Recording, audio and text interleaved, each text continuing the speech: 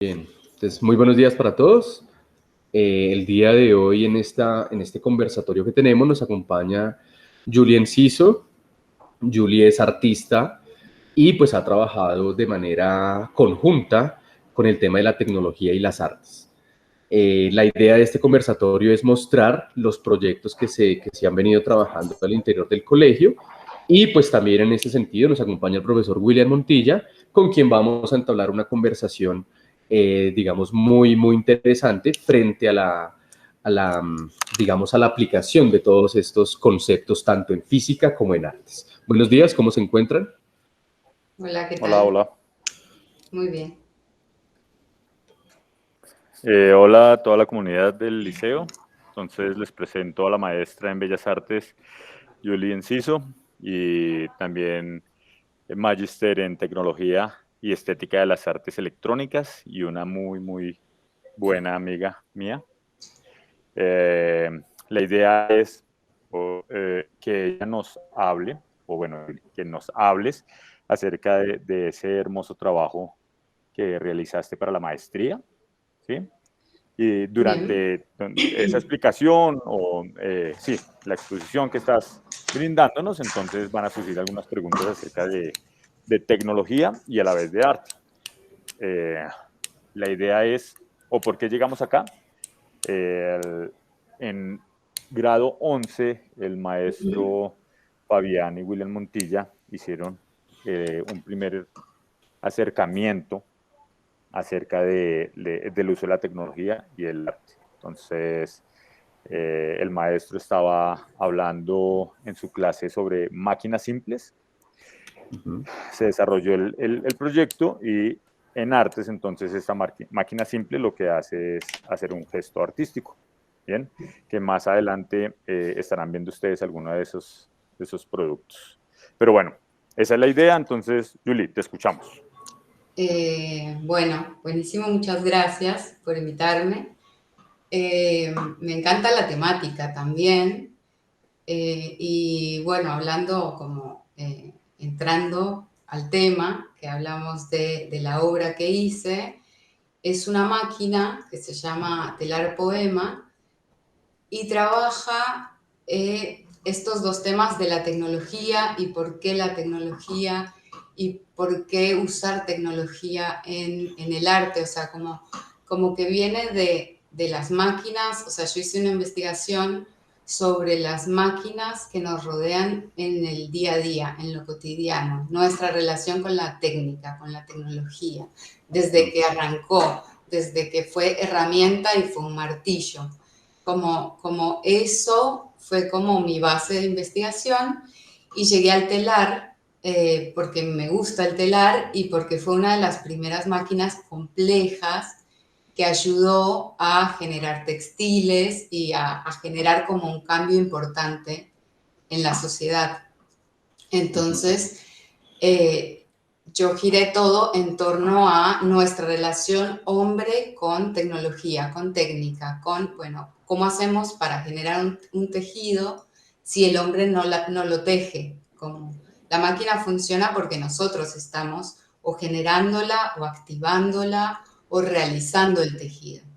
Entonces era como, yo hice una maestría en arte y tecnología y yo me paré desde el punto en que yo quería cuestionar eso, cuestionar la tecnología dentro del arte, que no sea porque sí, que tenga un sentido, que esta máquina tenga un trasfondo también poético. O sea, por eso es un telar poema, porque no es una mera máquina, porque una mera máquina puede llegar a ser funcional y nos puede ayudar en el día a día, en la sociedad y en como todo lo que evolucionamos.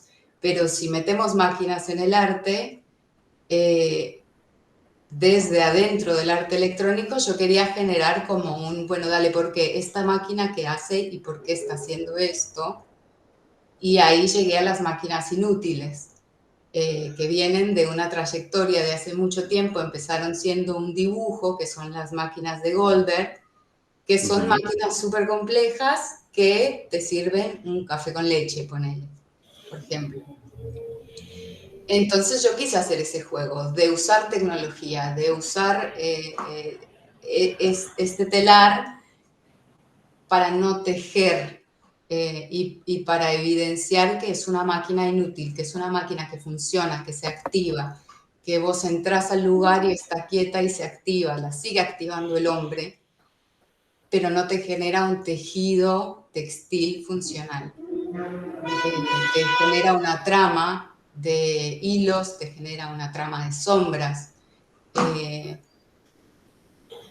Por ahí va, como todo, es como una reflexión en sí de la tecnología y de lo que nos genera a nosotros en el día a día también, o sea, en lo cotidiano. Cada vez estamos más atravesados por lo tecnológico, por el celular, por los instrumentos que usamos en la cocina, por un montón de cosas que la tecnología se volvió un poco invisible, pero todo el tiempo tenemos tecnología cerca. Ok, Julie. Julie, una pregunta. Esa Sí. máquina de la que tú nos hablas, tú misma la creaste. ¿Cómo fue, digamos, ese proceso, no? Digamos, tú veniendo desde una formación artística, ¿cómo viene ese paso para entrar a jugar con las herramientas, con la construcción? ¿Cómo es ese trasegar, por decirlo de alguna forma?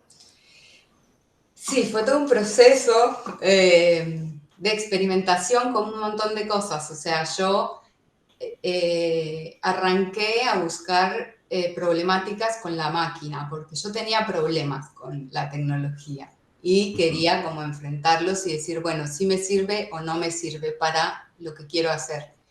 Y me encontré con el telar y dije, bueno, como me ayudó a enfocar la atención al telar y al tipo de máquina que es el telar, que usa hilos horizontales, que usa hilos que van para el otro lado, como a entender la dinámica de esa máquina. Entonces lo que hice en principio fue de construir el telar, desarmarlo, armarlo, ver cómo funcionan los hilos, fue un trabajo de taller, de entender esa máquina en específico y después ver yo cómo podía relacionar esa máquina que no tiene nada tipo tecnológico, es una técnica, es una máquina funcional, pero no tiene cosas como más tecnológicas actuales, ese tipo de telar en específico, ¿no? Porque hay telares modernos que funcionan solos, casi hay que prenderlos nomás. Pero ese tipo de telar y quería fundirlo con la tecnología. Entonces, te cuento un poco la máquina, cómo funciona, y es un telar que funciona, que se mueve, tiene muchos hilos, o sea, un telar común tiene hilos que van de un lado para otro y hilos que van del otro lado y así se genera tipo una trama de una tela. Este telar no genera esa trama porque tiene hilos que van en todas las direcciones, que no se mueven, y hay otros hilos que van conectados a agujas y esas agujas las mueven solenoides, que son hechos en carretes de hilos también. Son hechos a mano, enrollados. Entonces los solenoides, que son como pequeños imancitos, cuando se activan, atraen la aguja y se mueve el hilo, y cuando se sueltan, cae la aguja y se mueven los hilos. Eso es lo que genera como más el movimiento del telar en sí. Eso viene conectado a una plaqueta electrónica, con un Arduino, como con toda la tecnología, pero la vuelta de tuerca está que las agujas se mueven por un sonido de un telar funcional. O sea, antes de todo esto yo grabé un telar funcionando. Me fue a un estudio, el sonido que suena es el de un telar, yo me fui, tejí. O sea, como es un sonido súper imperceptible que cuando vos tejes no lo escuchás, pero cuando le pones micrófonos a la tela, al hilo, a la aguja, a la madera, como va y viene, te genera una trama de sonidos. Entonces, es un telar que no es funcional, no es eficiente, pero funciona partiendo del código de ese sonido, se codifica y genera que se mueva una aguja o que se mueva la otra. Y para que ese telar funcione necesita presencia humana. O sea, si lo ponemos en un salón y no hay nadie, no se activa. Si entra alguien, tiene un sensor de presencia en el que el telar empieza a moverse, se empiezan a mover las agujas, y ahí como que empieza a funcionar, que es como un poco la misma mecánica de un telar tradicional. Si no estás enfrente del telar tejiendo de un lado para el otro, no vas a generar una trama. Este telar no genera una trama textil porque no es la idea desde el punto de vista artístico, sino genera una trama de sombras, una trama de hilos que se mueven. Entonces, bueno, como que el recorrido fue como primero elegir una máquina, encarar, explorarla, ver cómo funcionaba una cosa, cómo funcionaba la otra, y ver qué parte de la tecnología con la que yo estaba trabajando podía convivir con esta materia más blanda que es la madera, que son los hilos, que son como cosas más orgánicas, me parece a mí. Okay. Re bien, Chata. Eso, todo lo que estás diciendo me lleva a mí a pensar en el dibujo, ¿no? Sí. De cierta manera es punto, línea y la sombra, un poquito para los chicos que estén viendo cuando estamos hablando como de las reflexiones de esto, de qué es una mancha, qué es una línea, qué es un punto. Miren que hay diferentes maneras de observarlo, no es solo en realidad coger un esfero y pasarlo sobre una hoja de papel, sino se puede percibir de otra manera. Me parece súper pilo, parce, de verdad, supremamente pilo. El hablar de esas máquinas que detrás tienen mucha tarea, por acá lo había colocado. Sí, como que tiene mucha tarea, mucha tecnología, bueno, digamos, pero que a la hora del té no hacen nada. Bueno, no hacen nada, ¿no? Desde el punto de vista tecnológico, como que no hay un producto en realidad. A los ojos de nosotros los artistas, en realidad sí es una cosa maravillosa. No sé si tengas el video como para ir proyectándolo y que podamos verlo. ¿Acá? O si no lo tienes todo, sí, si no lo tienes todo bien, pues lo colocamos al final. Sí, si querés, pero espera, lo busco. Sí, no, y a mí también me parece interesante que no sé si será solamente de los artistas, pero yo nunca me he hecho la pregunta, bueno, ¿y esa máquina podría de pronto hacer digamos, otra operación quizá artística, ¿no? Entonces, digamos que preguntarse sobre el funcionamiento de la máquina y lo que pueda lograr hacer, me parece que también es un logro muy, muy interesante. Y mira que se puede ver, es que es curioso que uno comienza a preguntarse acerca de una máquina, cómo funciona una máquina, cuando no funciona. Uh-huh. Sí. La máquina se daña, se nos daña el Walkman, se nos daña disque Walkman, ¿cuántos años tengo? La grabadora, el TV o lo que sea, y como, carajo, ¿cómo le meto mano y lo voy a hacer funcionar de nuevo? Porque mientras las cosas funcionen y yo no tenga que hacer nada, para mí es la maravilla. Entonces también ahí hay una cosa rara, ¿no? Claro, es una cosa que es como que se vuelve invisible. Es un poco lo que yo decía, como estamos atravesados por la tecnología, pero se volvió tan invisible que nos maneja un poco en cierta forma. O sea, antes usábamos herramientas y yo usaba cosas porque yo necesitaba algo. Ahora estamos atravesados por el celular, por la compu, por la tele, como esas cosas se vuelven imperceptibles y nos generan un montón de deseos también, que es parte, como también que hace parte un poco de este proyecto. Es como ese deseo que te genera el contacto con la máquina, de decir, dale, quiero una aplicación nueva, quiero un celular nuevo, quiero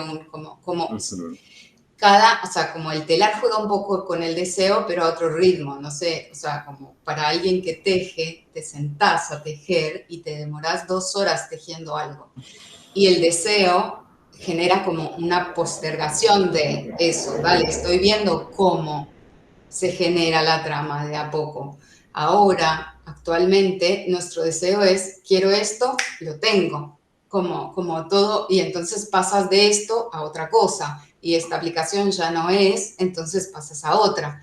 Entonces es como que un deseo más finito, más intangible, que un poco esta máquina muestra eso, de decir si no está pasando nada, quédate mirando cómo se mueve.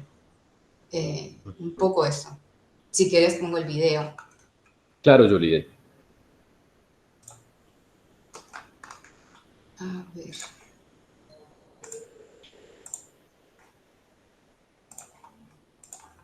Sí.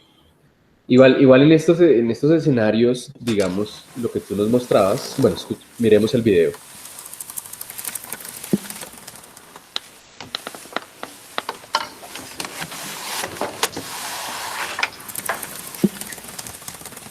Eso que suena es la grabación del telar real funcionando.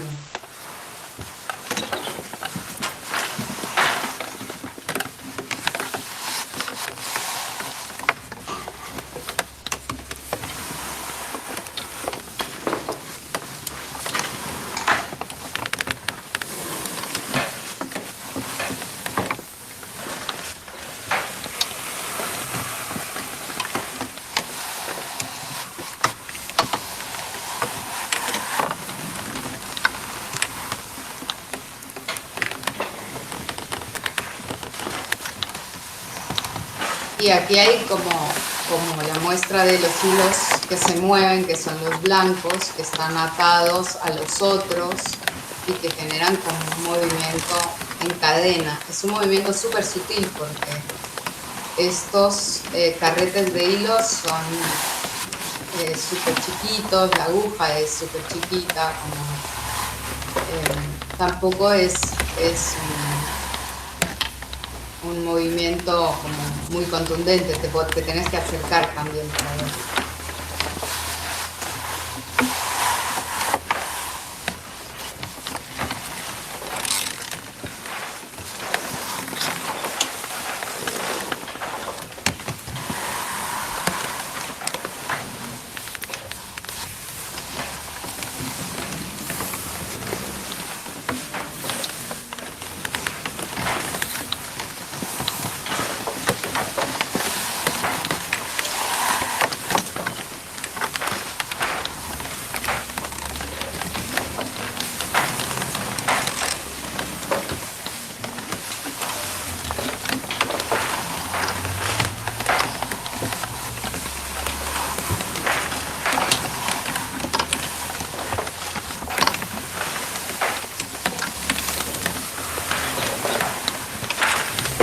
El sonido durante la presentación, el sonido está ahí presente, o sea, ¿tienes algún speaker que esté? Sí, la máquina está toda hecha con partes de telares. Tipo, esa parte de la base es un peine de telar y donde se agarra todo lo electrónico es otro peine de telar. Y abajo la misma máquina tiene un par de parlantes conectados a una compu que es la que genera todo. Y esta parte que se ve ahí abajo es toda la parte electrónica.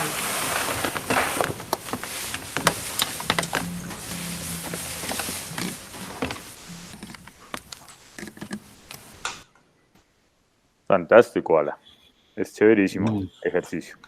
Me trae muchos recuerdos no sé si te acuerdas de la mesa de planchar, bueno, ya les contaré después en algún momento, y me hace también referencia mucho, y allá va la pregunta, a Felisa Hurstin, no sé si lo estoy diciendo bien, una artista acá en Bogotá, ya mucho más vieja que yo, muchachos, que tenía una máquina que me encantaba a mí, perdón, una escultura que me encantaba a mí, se llamaba Histeria o Histérica, alguna de las dos, que es un poco de residuos de metal que aparentemente está ahí quieto y cuando tú te acercas comienza a moverse así, parece una loca bueno, espectacular.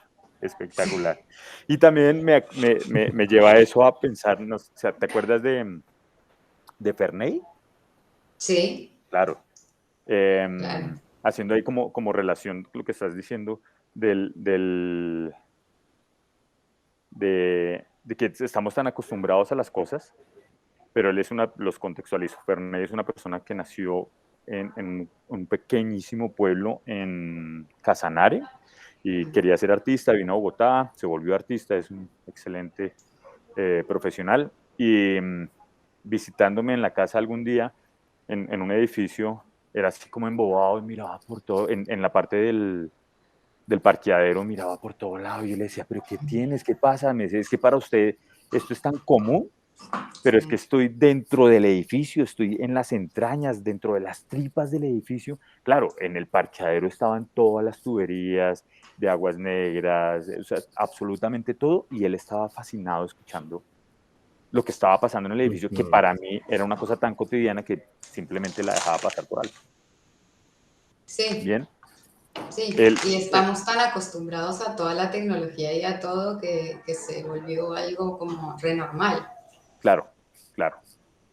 ¿Cuál sería, ya que le explicaste ahí a Fabián, esa parte desde la técnica, cuál sería lo opuesto? Bueno, no lo opuesto, la otra cara de la moneda acerca de lo artístico.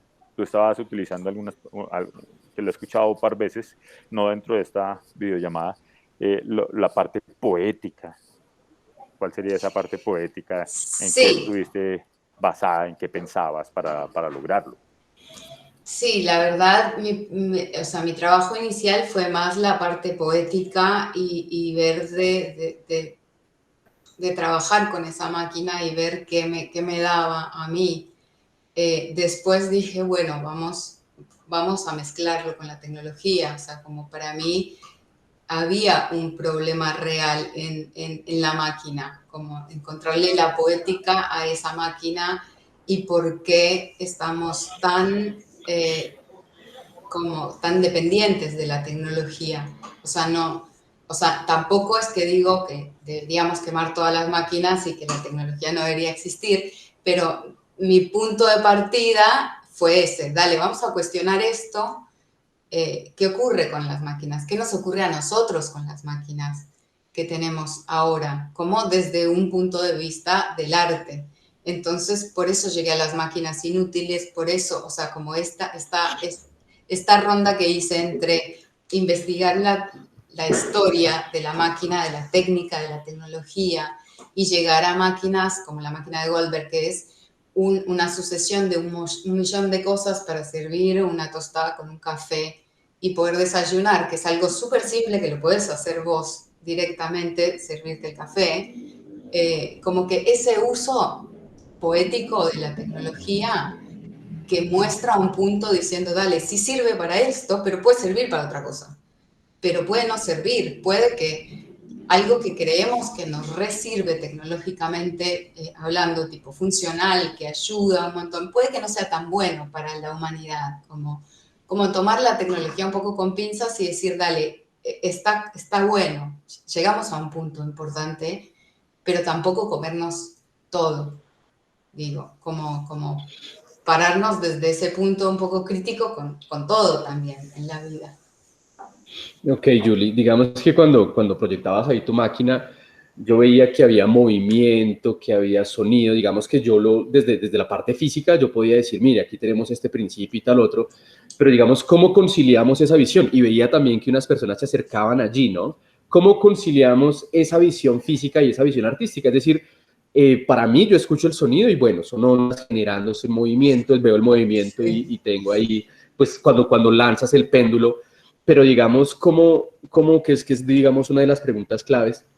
Es cómo hago yo para, digamos, tener esa parte física, ¿no? Esa parte tecnológica y esa parte artística para, digamos, brindar un mensaje o para dejar el mensaje. ¿O crees tú más bien que el mensaje es de cada persona y en ese sentido, pues, el arte y la física ya quedan, digamos, juntos, digamos, en ese escenario? Sí, yo creo que un poco sí, todas las obras de arte, sean tecnológicas o no sean tecnológicas, las completa la persona que experimenta eso. Como yo pude haber hecho una investigación sobre técnica, sobre arte, sobre máquinas, sobre todo eso, pero la persona que se paró enfrente de esa máquina, que no tiene idea toda la base que tiene esa obra, la experimentó de otra forma y le llegó de otra forma.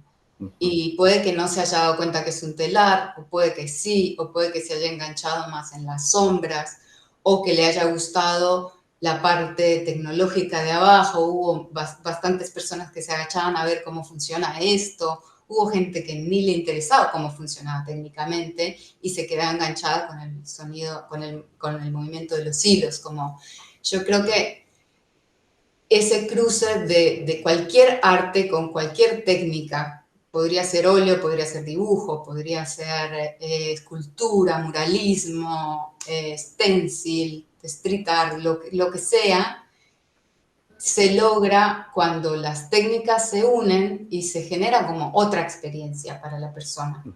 O sea, ahí no había tecnología por un lado y arte por el otro, como que lograban generar como un compendio de cosas que generaba una experiencia para el que la estaba viendo. Entonces, si es alguien que ve el motor o los relés y las agujas y dice, ah, mira, esto funciona así, lo toma de un lado. Y si es alguien que le gusta el tejido y los hilos y se da cuenta al toque que es un telar, le llega por otro lado. Eso es lo lindo, como que está abierto también. Claro. También, Pilo, que exista ese momento que no funciona o no existe si no hay alguien que la esté accionando sin querer. De hecho, es sin querer porque la persona cuando entra a ver la obra no se está dando cuenta que es ella la que está activando todo, ¿verdad? Sí. Y puede pasar que entre y haya alguien y no se dé cuenta que ella la podría llegar a activar o desactivar, porque ella se está moviendo. Claro, claro, eso digamos que me recuerda también un principio de la mecánica cuántica, es que cuando uno observa algo, pues digamos que esa observación altera el experimento como tal, en este caso la máquina, ¿no? Y pues digamos que hacer esos cruces me parece a mí fundamental, fundamental. Sí, sí, y también es como todo lo que la máquina le está dando a la persona, como estando ahí y funcionando, como lo que decís, hay un montón de cosas tecnológicas funcionando, y no solamente tecnológicas actuales, sino también el telar como máquina es una tecnología, es una técnica antigua. Entonces es una mezcla de tecnologías también que te llegan. Es como, es viejo, la gente ya no teje así. Claro. Ok, Julie, no, pues felicitarte por el trabajo que haces. Me parece que es fundamental. Y pues yo tendría una última pregunta, es, ¿cuál sería ese mensaje que les pudiéramos dejar a estos jóvenes, ¿no? Que de pronto pues les gusta tanto el arte como la ciencia y cómo lo pueden vincular? Es decir, ¿tú cómo lo ves? Digamos que nosotros con William conversamos de por qué migrar a Argentina, por qué en Colombia, digamos, está como cerrado. ¿Tú qué nos pudiéramos, qué pudieras decir frente a esto?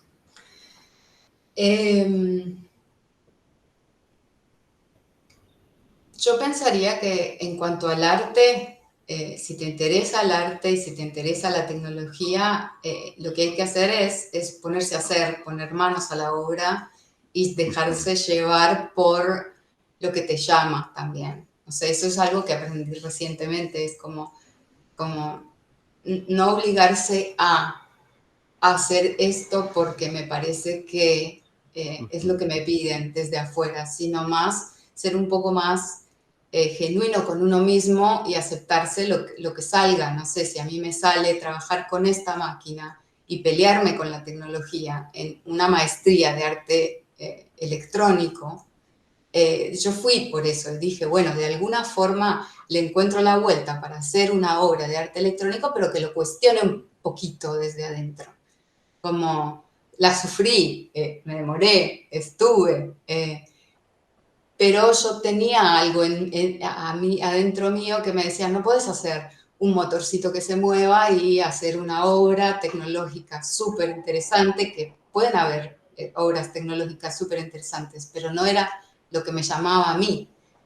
Entonces, un poco eso, como seguir el instinto de si te gusta la tecnología, si te gusta el arte, si te gusta otra técnica, y encontrar espacios también donde te abran el juego, donde te abran a hablar, a preguntar y a investigar también, que es lo más importante.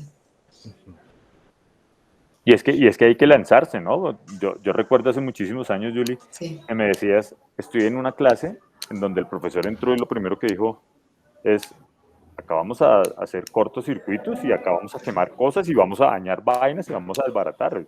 Y de ahí vamos a aprender, ¿no? Sí, sí, Y eso porque es es lo que que toca, porque también... veo que, perdón, dale.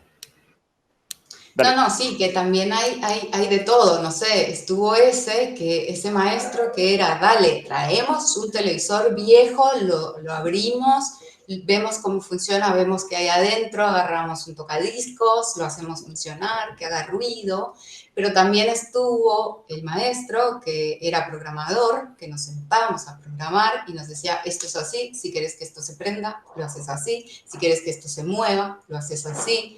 El maestro de robótica que te dice, bueno, para mover un robotcito tenemos que hacer esto, esto y esto, no es, dale, hagamos cualquier cosa. Como que está esa mezcla de muchas disciplinas jugando un juego que también depende de lo que te guste, lo que te llame. Qué bueno, Julie. Bueno, muchas gracias, Julie, por esta conversación tan interesante.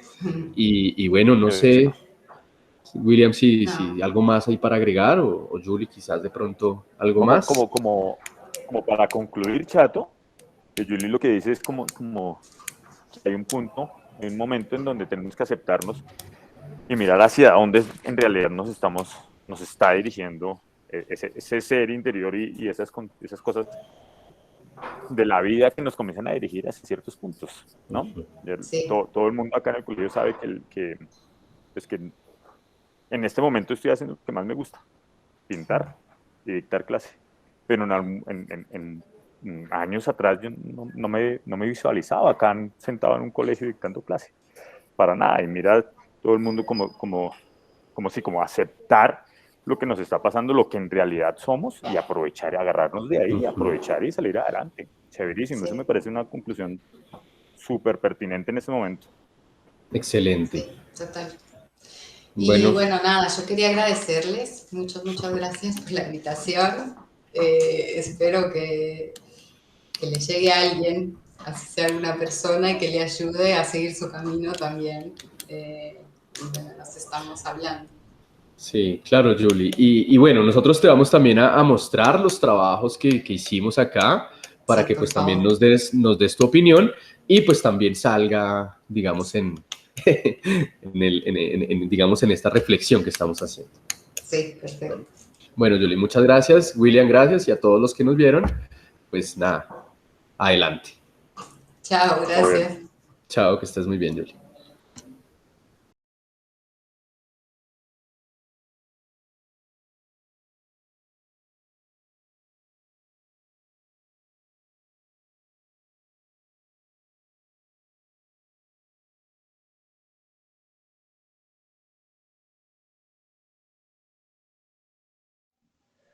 El propósito de esta máquina es el de hacer uso de conceptos físicos como el movimiento circular uniforme, el torque y la energía para realizar una actividad artística. En este caso, los engranajes de la máquina hacen girar un palo de balso que sostiene un plumón en el final, dibujando un círculo en una superficie. El movimiento que realiza el palo de balso lo vamos a considerar como un movimiento circular uniforme, el cual pertenece a la cinemática. Este tipo de movimiento se refiere a aquel que se realiza sobre una trayectoria circular, como indica su nombre. El movimiento circular uniforme se llama así debido a que la velocidad es constante, es decir, que no cambia. Esto implica que la aceleración es nula o igual a cero. Y en este caso se puede ver en el círculo que dibuja la máquina encima del papel blanco, el cual cuenta con un radio de 11,5 centímetros y con un periodo y frecuencia aproximados de 1,25 segundos y 0,8 Hz respectivamente. Dentro de este podemos saber, también hallar la velocidad tangencial y angular. La primera de estas se encuentra en la periferia del círculo, tocándola en un solo punto, mientras que la segunda se halla en el centro. El movimiento en esta máquina comienza con el motor y las baterías que lo soportan, relacionándose a los conceptos de la energía y sus transformaciones. Las baterías se encargan de transformar la energía química en eléctrica para potenciar el motor, mientras que este último se encarga de transformar esta energía eléctrica en energía mecánica, es decir, el movimiento de los engranajes. El siguiente y probablemente más prominente concepto físico en esta máquina es el del torque. en específico con los engranajes que se utilizan dentro de la caja verde. El torque es definido como la medida de fuerza que se aplica sobre un objeto o un eje, el cual lo hace girar. En este caso estamos hablando específicamente de los engranajes. Dentro de la caja verde lo que estamos haciendo es colocar engranajes uno encima del otro.